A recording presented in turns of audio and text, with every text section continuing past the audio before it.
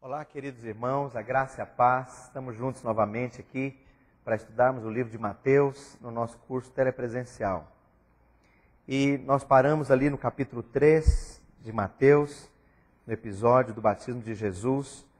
E é interessante então que depois desse momento, o diabo sabe quem é Jesus. Ele foi manifesto publicamente, agora todos sabem. João Batista sabe. As pessoas que estavam ali, que tinham sensibilidade, perceberam que aquele homem não era uma pessoa comum, por conta dos eventos, por conta da reação de João. E interessante que, a partir desse instante, o diabo não espera para o dia de amanhã, para apertar Jesus, para vir testar a consistência de Jesus, para sacudir as colunas. E aí, então, quando nós somos abençoados por Deus, quando nós recebemos um comissionamento divino, uma promessa de Deus, um chamado de Deus, haverá um teste. Deus vai te testar. Agora, o teste de Deus, muitas vezes é via circunstâncias, via pessoas próximas, via pessoas na igreja, ou às vezes o teste é usando o próprio diabo. E é interessante, Deus prova, não para que Ele possa nos conhecer ou Ele possa saber de alguma coisa, porque Deus sabe de tudo. Mas, na verdade, o teste é para que você ganhe consistência. Quando você sabe que você foi aprovado, você ganha uma segurança que você não tinha antes. Quando você sabe que você foi aprovado, você ganha uma autoridade, um posicionamento e uma firmeza que você não tinha antes. Então, Deus prova para aprovar. Deus prova para permitir consistência. Então, nós temos um slide aqui, o poder do teste. Depois que somos ungidos, é necessário ser testados. Isso é um princípio.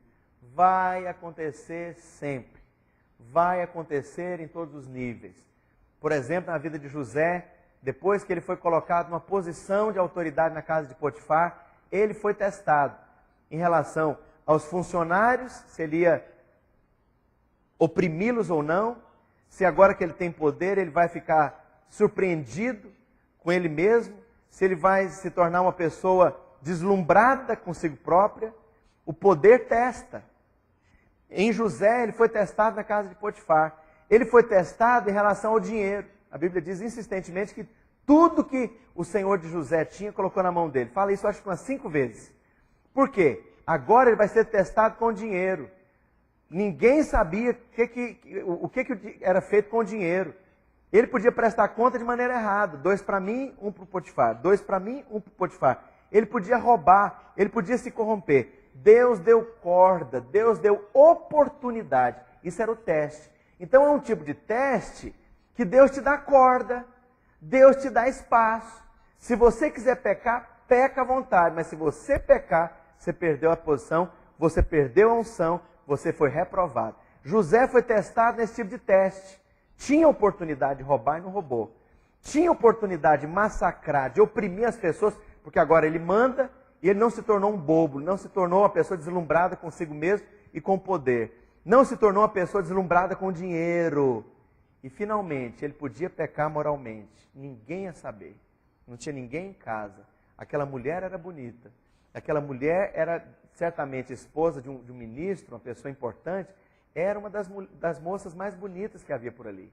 Cheirosa, bem produzida, bem vestida, sofisticada. Era uma mulher que todos queriam ter. Todos os homens podiam ter desejo por ela. E aí Deus deu corda. Se ele pecasse ali, ele não seria promovido para outro nível. E aí, como ele foi promovido porque ele passou no teste de poder pecar e não pecou, naqueles 3 níveis, de poder, de dinheiro e moral, de sexo, a Bíblia mostra que ele foi colocado na prisão, e aquela prisão era o outro nível de teste, para saber se você vai depender de Deus, para saber se você vai continuar descansando e confiando em Deus, quando tudo é contraditório, quando parece que Deus não existe, quando parece que Deus não ouve oração. E por anos a fio, José esteve trancado naquela prisão podre. E é interessante então que depois que ele é aprovado lá, o nível de autoridade muda. Ele entra no teste como servo. mas ele sai como príncipe no Egito. Ele entra com uma unção de servo, mas ele sai com uma unção de governador. Ele entra de uma forma humilhada, e ele sai de uma forma honrado e cheio de glória. Quem dá testemunho de José? O próprio rei. Ninguém levantará pé ou mão em toda a terra do Egito, a não ser debaixo da tua autoridade. A Bíblia diz que foi colocado um anel, ele foi colocado num carro, e os oficiais do faraó mandavam que as pessoas se ajoelhassem. O que significa isso? O próprio Deus aprovou José. E quando ele passa no teste, então, há uma diferença de nós termos o Espírito Santo e nós temos a autoridade do Espírito Santo. Há pessoas que são cheias do Espírito, mas não têm autoridade, porque na hora do teste são reprovadas. Jesus, então, aqui passa por esse mesmo princípio. Recebeu o batismo no Espírito Santo, tem o testemunho de Deus, cumpriu uma primeira etapa de se quebrantar, de humilhar-se, negar a si mesmo, de dar o controle da sua vida para o Pai. Mas agora, será que Jesus vai transformar esse enchimento do Espírito em autoridade? Será que ele será aprovado?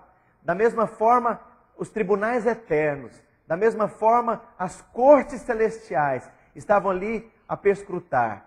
Porque no primeiro momento, o primeiro homem, ao ser testado, caiu. O segundo homem agora vai ser testado. Será que ele será aprovado? Que coisa incrível.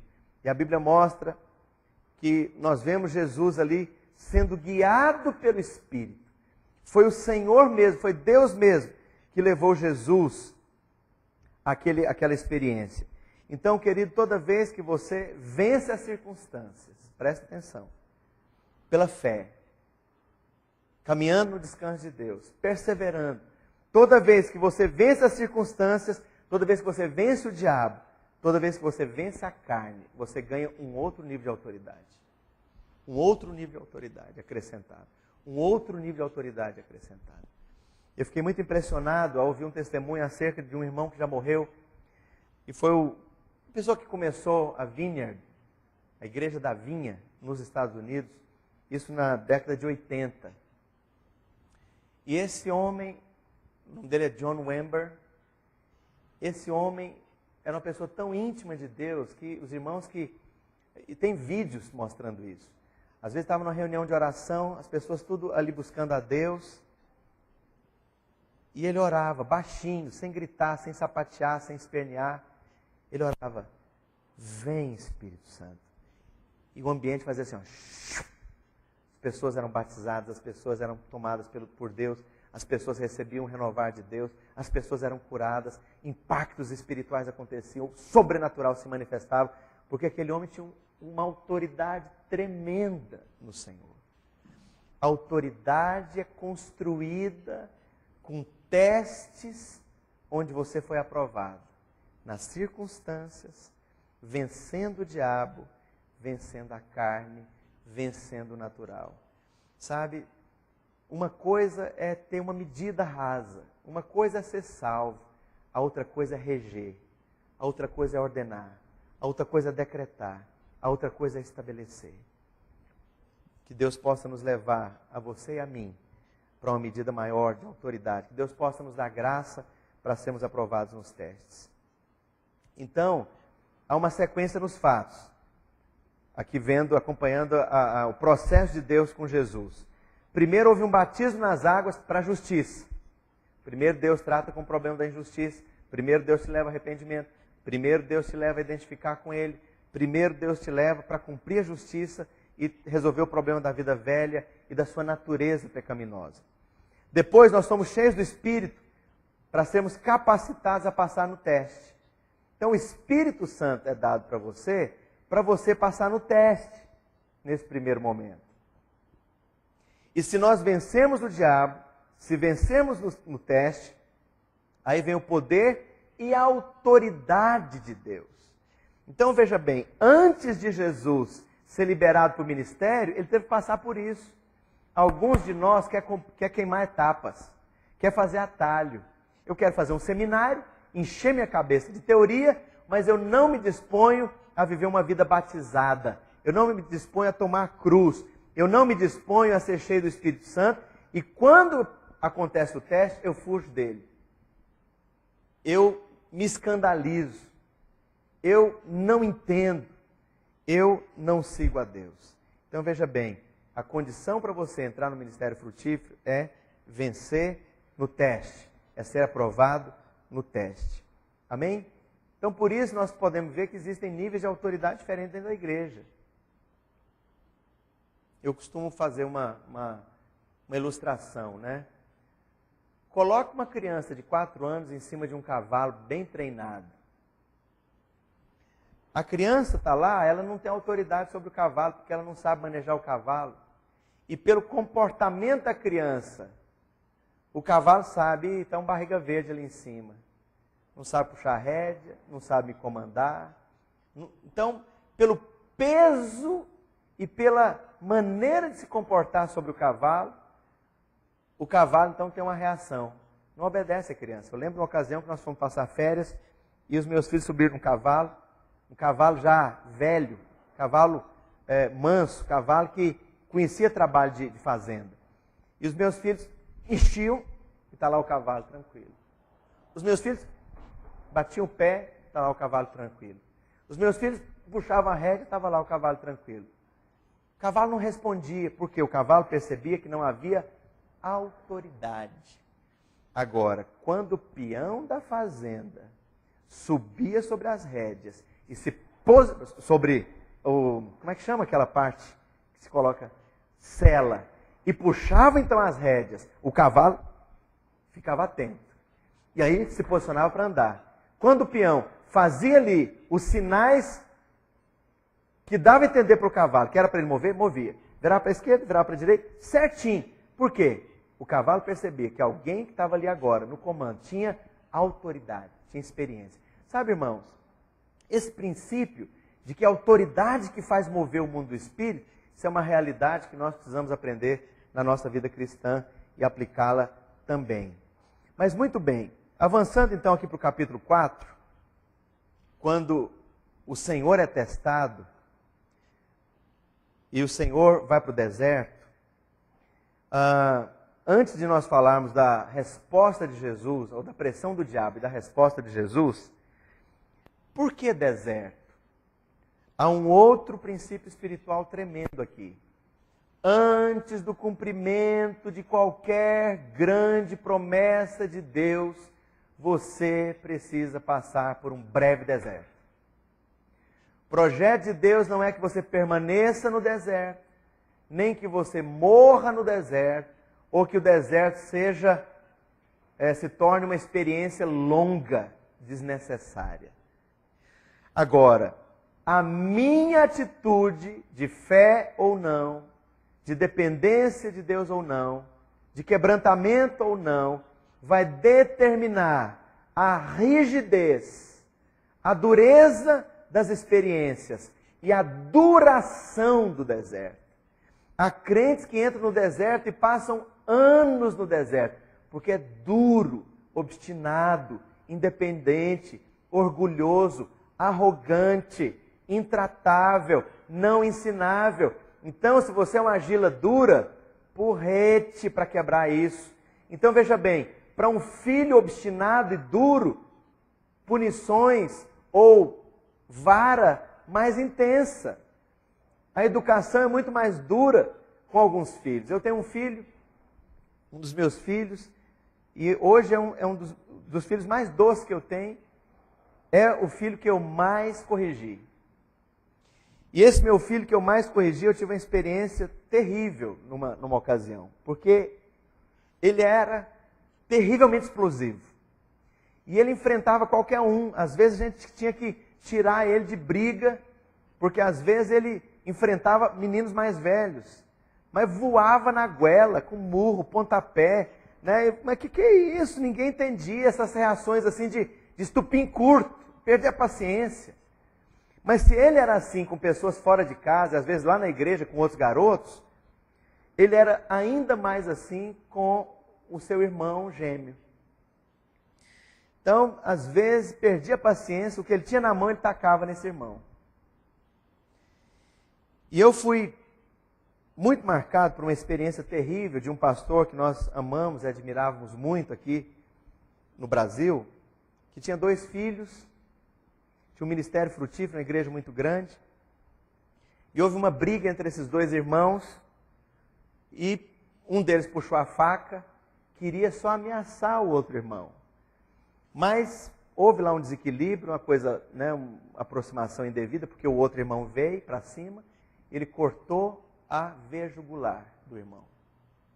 Matou o irmão. Filho de pastor. Que tragédia. Amava profundamente o irmão, matou o irmão. Foi preso, condenado. O ministério do pai dele praticamente acabou, a mãe enlouqueceu. Eu imagino que esse rapaz, certamente, está marcado para o resto da vida, como aquele que matou o irmão. Amando o irmão. Sabe? Então eu fui marcado por isso. Eu falei, Deus me guarde, Deus me livre de passar por uma experiência semelhante, de qualquer forma semelhante a isso. E aí eu comecei então a tratar com muita firmeza, a repreender verbalmente com muita firmeza esse meu filho. Porque o que ele tinha na mão, perdeu a paciência, brigava com o irmão dele, ele tacava. Tacava pedaços de coisa, o que ele tinha na mão. E numa ocasião ele tacou um objeto, passou de raspão, né, e havia um perigo de ter machucado a vista do irmão.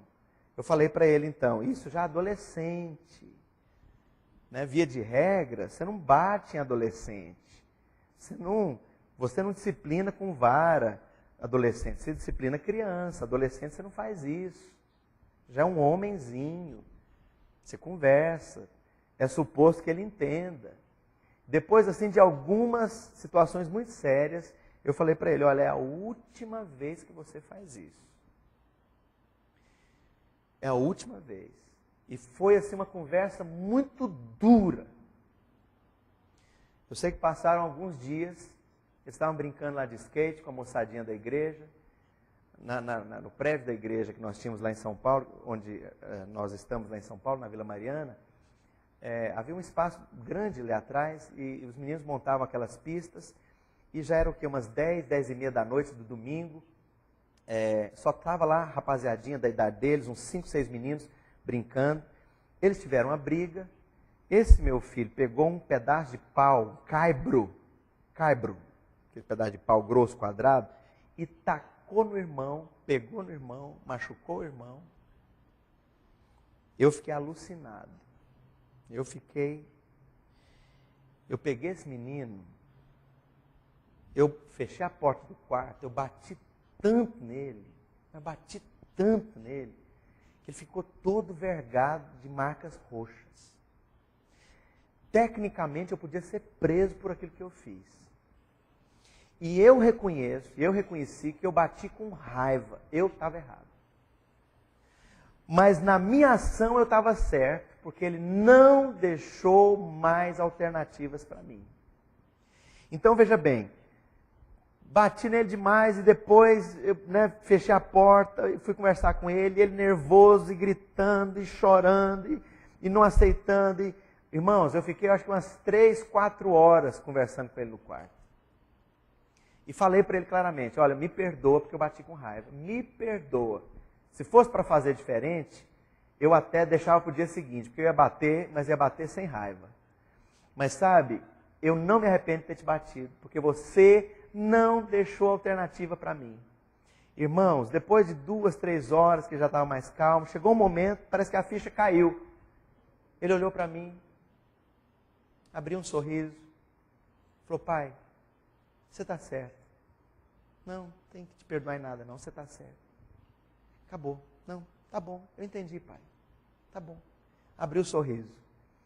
Nunca mais fez o que fazia e ele se tornou, dos meus filhos, o mais doce e o mais próximo de mim. Então, deixa eu te dizer uma coisa, há um princípio espiritual aqui do deserto. Quando você é aprovado, você passa pelo deserto rápido.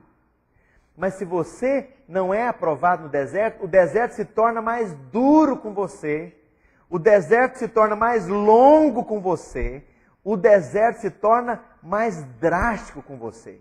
A nação de Israel podia ter passado pelo deserto, vindo do Egito para Canaã, em alguns dias. Mas o que podia ser dias, se eles tivessem respondido a Deus, entregue a carne à morte, andando por fé e confiando em Deus, se eles tivessem feito isso, seriam dias. Mas como não fizeram, foram carnais, foram orgulhosos, independentes de Deus, foram obtusos e obstinados, a Bíblia mostra que eles passaram 40 anos. Então deixa eu te falar, você determina a duração e a intensidade e a rigidez do deserto na sua vida. Há crentes que eu conheço que estão no deserto há 10 anos, há 15, há 20 anos. Há crentes que só veem deserto na sua vida, porque é duro demais. E não tem revelação, e não tem percepção de Deus. Irmãos, vida cristã é sobrenatural. Vida cristã não é natural. É melhor ficar no Egito do que aceitar ir para Canaã e não querer ir para Canaã via caminho de Deus. Então a Bíblia diz que toda aquela geração morreu seca no deserto. Deus estava lidando com a carnalidade, com a fofoca, com o orgulho, com a rebeldia, com a concupiscência, com o espírito errado. Então veja bem, aprenda esse princípio. O deserto foi estabelecido por Deus para revelar coisas na sua vida. Mas o deserto foi estabelecido por Deus para ser uma experiência rápida. Se você caminhar no caminho do reino. Mas sabe, a Bíblia diz lá em Deuteronômio capítulo 8, versos 2 a 5, que o Senhor te levou para o deserto para te humilhar, para provar, para manifestar o que estava no seu coração. Sabe, Deus não queria provar para que ele conhecesse, mas queria provar para que você conhecesse. Que não havia coisas boas, mas que era necessário então uma dependência genuína de Deus através da graça. E aí Jesus é levado pelo deserto. E essa experiência, irmãos, na nossa vida, nós vamos ter várias passagens pelo deserto. Como eu falei, isso é um princípio. Toda promessa de Deus é antecedida por um breve deserto. Vai depender de você. Se você é aprovado, isso é rápido. E Deus te leva para uma posição nova. Então, veja bem, olha só os acontecimentos. Jesus passa pelo batismo nas águas. Jesus é batizado no Espírito Santo. Jesus recebe o testemunho de Deus. Jesus agora é colocado numa posição de teste. Antes das manifestações de milagres, de sinais, de prodígios, de ressurreição de mortos, de multidões seguindo. Então, veja bem, você que quer ser pastor, você que quer frutificar, antes do Pentecostes, tem o Gólgota. A condição do Pentecostes é a cruz. A condição para os milagres é você ser aprovado no deserto, é você dar o governo da sua vida, do seu ego, para o Senhor. Então, veja bem, não tem ministério forte, com milagres, com sobrenatural, com multiplicação de pães, quer dizer, com recurso financeiro vindo para você, com multidão te seguindo, com milagres acontecendo, com cura divina. Não tem, se você não passar pelo deserto, ser aprovado por Deus. A pré-condição dos milagres e do sobrenatural e de fruto no ministério é responder antes a Deus. Sem uma coisa, não haverá outra. Então, o Senhor Jesus, conduzido para o deserto, ele precisa responder. Mas vamos perguntar aqui, o que é deserto? Deserto é um período que você não vê graça. No deserto, a graça é cortada. No deserto, parece que a nossa vida não tem sabor. No deserto, parece que tudo perdeu o sentido. No deserto, parece que tudo perdeu a graça. Você vem na igreja, o louvor que flui não flui mais. Antes a palavra falava com você, agora não fala mais. Antes você sentia a presença de Deus, agora você não sente mais. Tudo está seco, tudo está ruim, tudo está raspando, está travando, está difícil. Mas você olha na sua vida, você tem paz. Mas está tudo travado, mas você tem paz. Então deixa eu te falar, pergunta para Deus quais são as coisas que Ele quer que você responda. E continua fazendo tudo igual que você vinha fazendo. É um deserto. Então o deserto é uma época de seca. É uma época em que nós não temos muito gosto, não tem muita alegria, não tem muita empolgação. É um tempo monótono. No deserto não tem paisagem, no deserto não tem pessoas, no deserto não tem atrativo. No deserto tudo está ruim. Você não consegue se livrar daquela sensação de que todo momento está ruim, em todo lugar está ruim, tudo que você faz é ruim, não tem satisfação por nada. Isso é característica do deserto. Mas há mais uma coisa. Deserto não é lugar de plantar. Você não planta nada no deserto, porque no deserto não chove. No deserto a planta não nasce. No deserto não tem fruto. Então, deserto é época de teste de dependência de Deus. E, finalmente, qual é a principal manifestação de Deus no deserto? Não é graça, não é poder, não é milagre, mas é luz. Deserto é lugar de luz, muito sol. Por muitas horas no dia, aquele sol causticante. Lembra do texto de Deuteronômio que nós mencionamos? Ele te levou para o deserto para te testar. Então Deus vai ligar a luz, acender a luz na sua vida. E Deus vai mostrar os seus testemunhos, as suas reais motivações. Deus vai mostrar o seu coração. Você vai de repente descobrir que as suas motivações não eram puras. Ninguém está vendo. Mas agora você está enxergando. Por quê? O deserto traz luz. Você vai enxergar que outras etapas de ministério você não fez muito na dependência de Deus nada. Deus vai mostrar que muito que você faz na estratégia humana, depende de você. Não é no descanso em Deus, não é pela fé, não é numa atitude de temor, mas é na segurança do que você sabe fazer, porque já fez muito bem, porque aprendeu a fazer, conhece todas as técnicas. Sabe, Deus vai começar a mostrar o tanto que você é independente, o tanto que é difícil de te liderar, o tanto que você é arrogante, que você é orgulhoso. Na hora que você precisa de ajuda, você se sente desconfortável, porque é orgulhoso.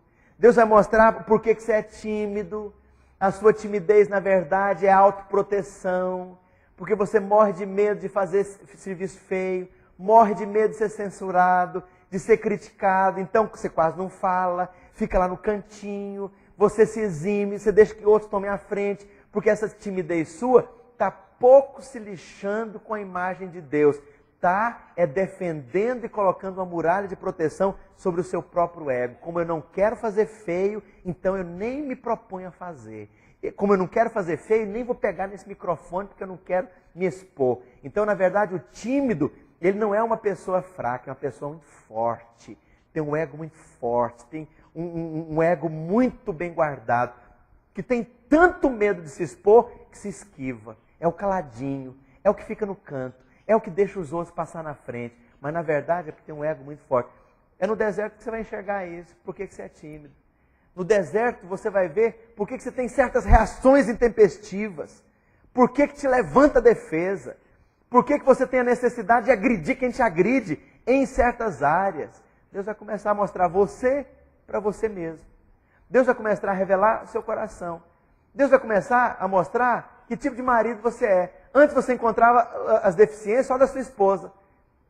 Ela que não é espiritual, ela que não tem disciplina, ela que não ora, ela que não me obedece, ela que... De repente Deus começa a mostrar você que não cuida do seu jardim, você que não lidera a sua mulher, ela que manda em você que deixou a casa à deriva muitas vezes, ela perdeu a confiança e a segurança, os seus filhos não têm segurança em você, ninguém tem segurança em você porque você não é estável, você é instável, cada dia você está de um jeito, cada hora você chega com a cara, cada hora você chega falando uma coisa diferente, então não tem célula que prospera, porque as pessoas não vão querer ficar com um líder que toda hora está falando que vai para um lugar, uma hora vai para os Estados Unidos entregar pizza, no outro dia vai prestar vestibular para medicina, no outro dia começa a fazer pamonha lá no setor Crixás.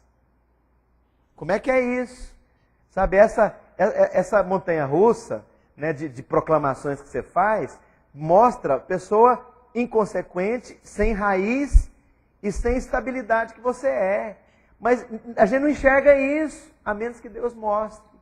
Deus vai mostrar que tipo de mãe que você é, que você está perdendo o tempo mais precioso na sua vida de influenciar os seus filhos, O tempo está passando, você largou seus filhos à deriva, se autopreservando. Deus vai mostrar que tipo de líder que você é.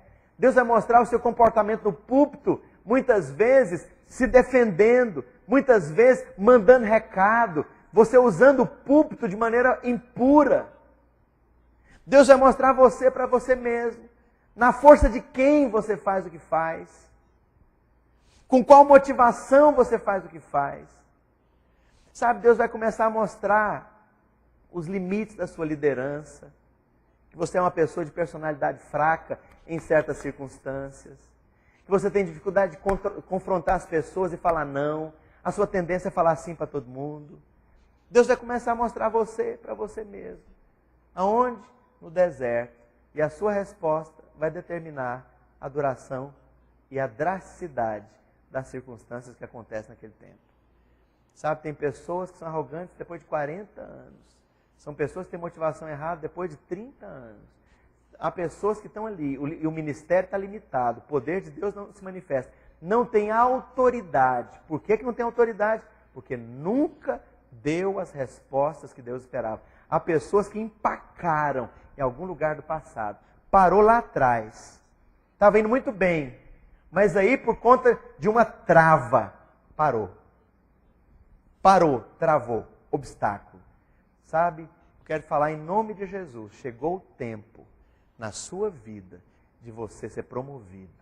Chegou o tempo de você sair da prisão do faraó e se tornar um príncipe de Deus.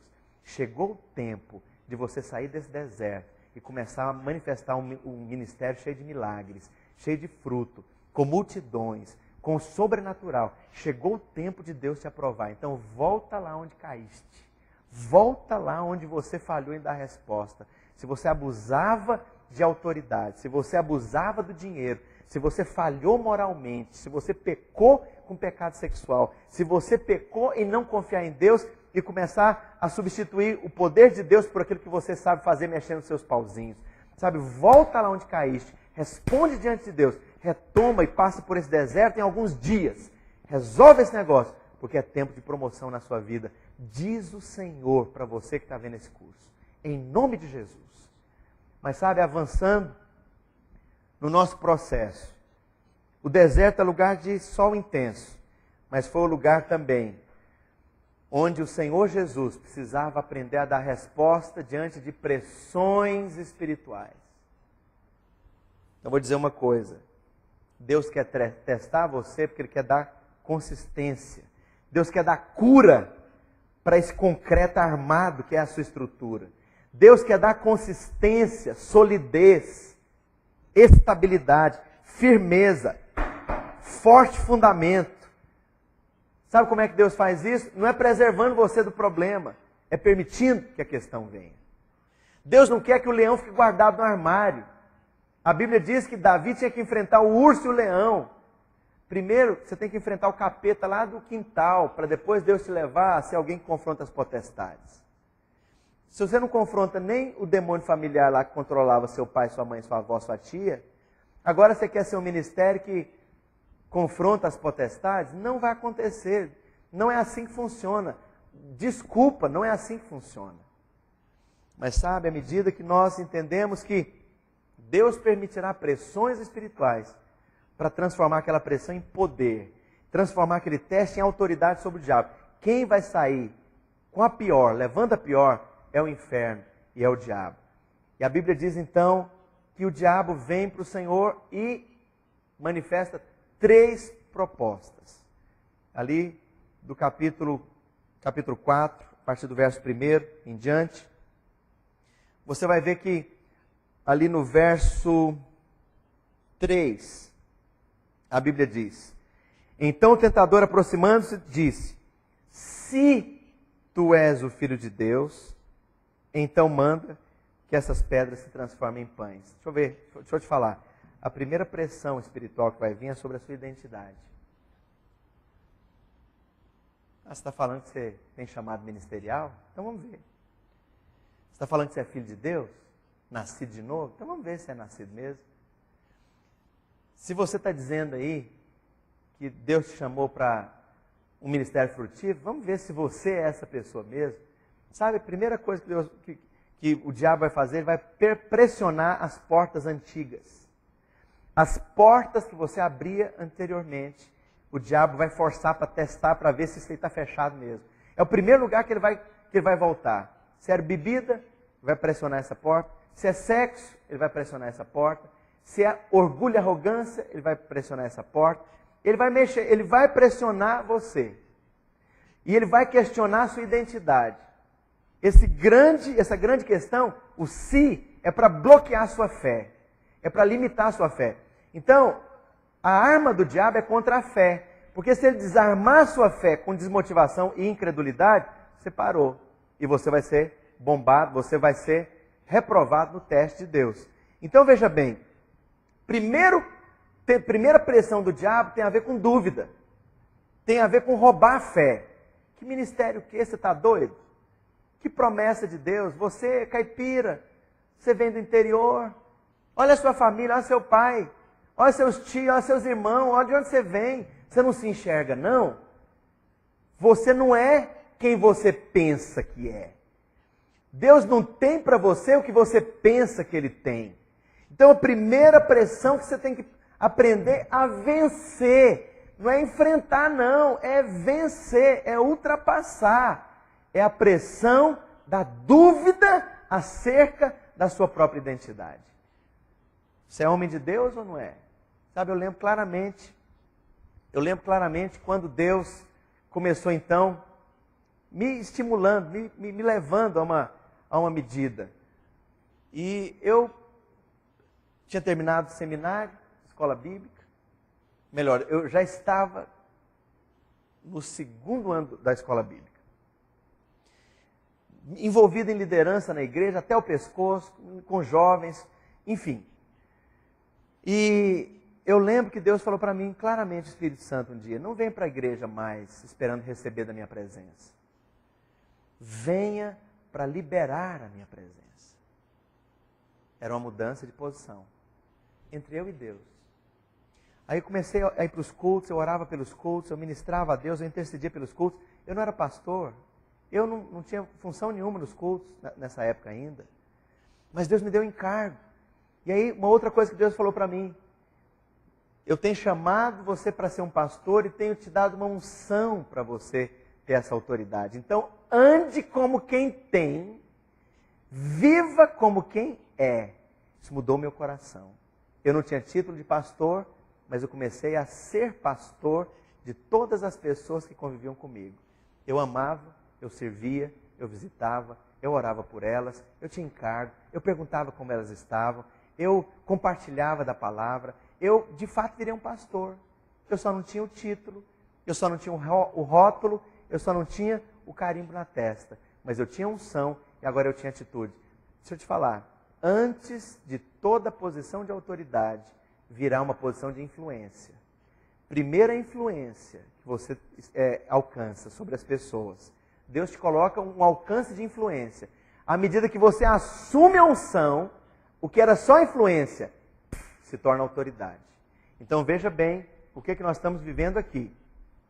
O diabo questiona Jesus, se tu és o Filho de Deus, manda que essas pedras se transformem em pães. Então tem dois postulados. O primeiro postulado é de dúvida, para bloquear a fé, para impedir você de avançar. A outra é de levar você a sair fora da posição de Deus. Faz as coisas por pernas próprias. Resolve esse problema. Então veja bem, nós estamos no deserto, olha o contexto. Estamos no deserto, muita pressão, não estou vendo nada, tudo testa a minha estabilidade, parece que Deus é incoerente, eu não estou vendo resposta nenhuma, resultado nenhum, e agora eu estou debaixo de questionamento da minha própria identidade, pressão sobre a minha fé, e agora o diabo, agora tem uma sugestão, resolve logo o problema, sai logo do deserto, pega um ônibus, pega um avião, pega um atalho, sai fora dessa liderança, sai fora desse negócio de reino, sai fora desse negócio de vitória, essa coisa toda, esse upa-upa de orar tanto, de jejuar tanto, e esse negócio não precisa disso não, o reino de Deus não é assim não, sai fora. Em outras palavras, toma a atitude independente que Adão tomou. Se Jesus tivesse seguido o atalho, a solução mais fácil, que o diabo estava sugerindo que ele tomasse, ele teria feito o que Adão e Eva fizeram. Come da árvore, resolve esse problema. Não está com vontade de desfrutar dessa árvore do conhecimento do bem e do mal? Resolve esse problema, vai lá, rapaz, que é isso? Olha, se você não for feliz, quem vai ser? Se você não cuidar de você, quem vai cuidar? Eu tenho direito de ser feliz. Já ouviu isso em algum lugar? Ah, meu casamento está ruim, eu tenho direito de testar um outro casamento. Casamento 2, o retorno. Sabe, eu tenho direito de ser feliz. Mas sabe, é interessante que a palavra de Deus diz que Jesus não respondeu ao primeiro postulado. Ele nem deu corda para essa questão. Eu não vou nem ouvir se tu és filho de Deus. Eu não vou nem aceitar conversar. Então veja bem, quando você ouve, você aceitou conversar. É igual certas acusações. A pessoa lá, o advogado lá, escreve lá uma carta e manda, assina aqui. Se você assinar, você está admitindo que você é culpado, que você tem a ver com aquilo, então não assina. Da mesma forma, o princípio é válido se o diabo diz alguma coisa, nem ouça, nem responda, nem aceita conversar, nem permita que aquilo caia da mente para as emoções e afeta a sua vontade. Fecha, fareja que aquele andar inflamado do maligno, quebra aquilo com a palavra, nem conversa. Jesus nem deu resposta. Mas a insinuação, a sugestão, a indução de Jesus se tornar independente de Deus, aí Jesus se posiciona. E ele diz, nem só de pão viverá o homem, mas de toda palavra que procede da boca de Deus. Jesus estava em jejum, Jesus estava com o corpo desesperado por pão, por comida. E aí ele está dizendo, a minha satisfação não será o pão natural, mas será a palavra de Deus. Então, em outras palavras, eu não vou deixar que a carne ganhe a posição de ter o direito de comer e resolver o problema da fome que eu passo agora no meu estômago, em detrimento da posição mais alta do meu espírito. Então, eu vou sujeitar a carne ao meu espírito e eu vou me colocar diante de Deus para que o meu pão que satisfaz seja o pão espiritual. Irmãos, quais têm sido a sua resposta, as suas respostas diante da dúvida que o diabo lança e da sugestão que ele dá para se resolver rápido o problema?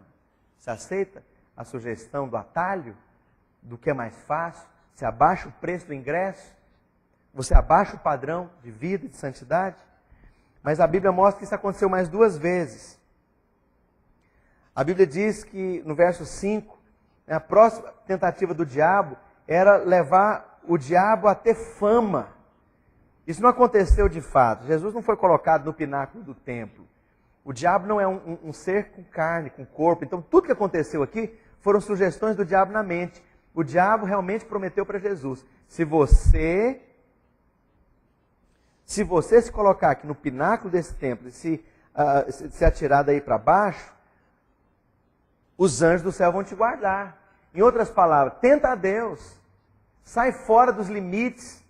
Começa a tentar a Deus.